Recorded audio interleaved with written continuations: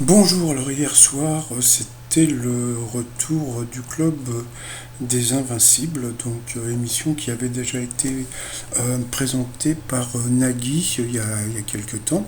Donc là, Bruno en avait fait la pub sur sa page Insta, et donc c'était le retour avec donc Bruno, Marie-Christine, etc., etc.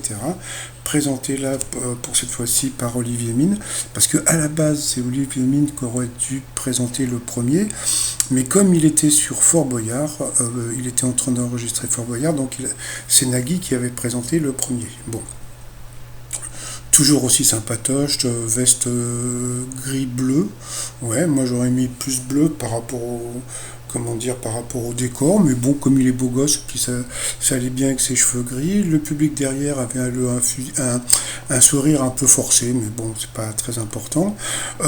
Donc le décor était vraiment très joli, donc on a pu voir donc les amas.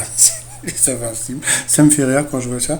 Donc, bon, bah, il y avait le Bruno, il y avait Marie-Christine, etc., etc.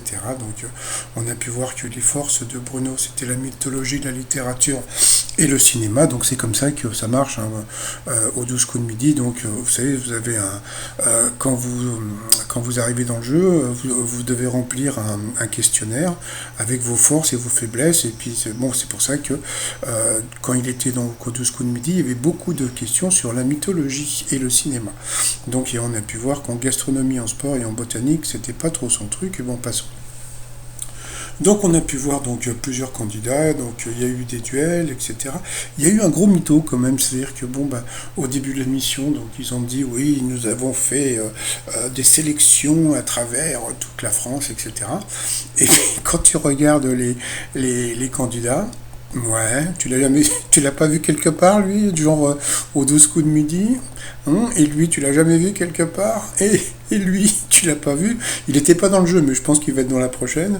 Donc voilà, donc c'était assez rigolo de voir d'anciens, comment dire, d'anciens maîtres de midi ou d'anciens candidats d'anciens gagnants d'autres jeux qui étaient là. Donc bon après, donc Bruno était en duel face à la dame en rouge. Donc voilà, donc il s'est passé un truc assez rigolo, c'est que bon, ils ont fait match nul.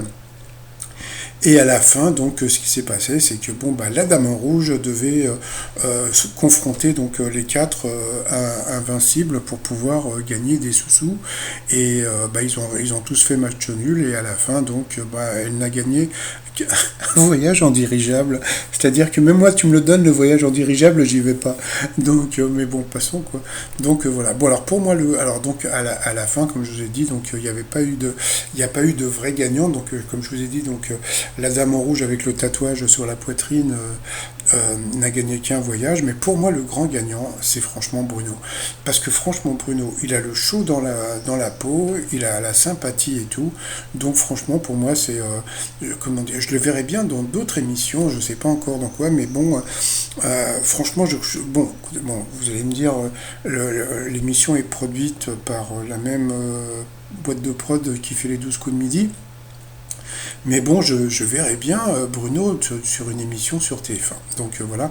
Et donc maintenant, la prochaine émission des Clubs des Invincibles, je crois que ça va être cet été. Allez, je vous dis à tout à l'heure. Bye bye.